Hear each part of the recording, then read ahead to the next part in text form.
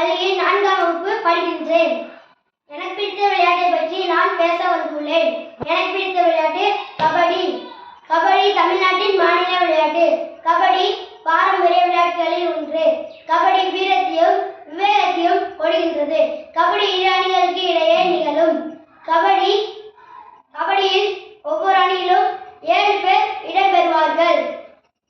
சதுர ஆடுகளத்தின் நடுவே கோடு போட்டு இரண்டாக பிரித்து 2 அணிகள் நிற்கும். ஒரு அணி களை இறங்கியதும் எதிரணியில் இருந்து ஒருவர் அவர்களின் எல்லை கோட்டை தொட்டு வர வேண்டும். அதாவது வீரர் ஒருவர் கோட்டை தொட்டுவிட்டு மூச்சு அடக்கிக் கொண்டே கபடி கபடி என பாடிக்கொண்டு எதிரணியினரை கையாலோ காலாலோ தொட்டுவிட்டு கோட்டை தொட்டு திரும்ப வேண்டும். தொடப்பட்டவர் ஆட்டமிழப்பார். ஒருவேளை கபடி கபடி என பாடி சென்றவர் பிடிபட்டால் அவர் ஆட்டமிழப்பார். இவ்விளையாட்டு இவரிடம் மாறி மாறி நடந்து கொண்டே இருக்கும்.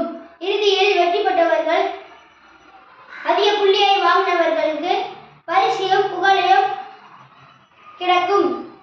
சிறு கிராமங்களில் இருந்து உலகம் முழுவதும் கபடி விளையாண்டு கொண்டே இருக்கிறார்கள். தமிழ்நாடு கபடியில்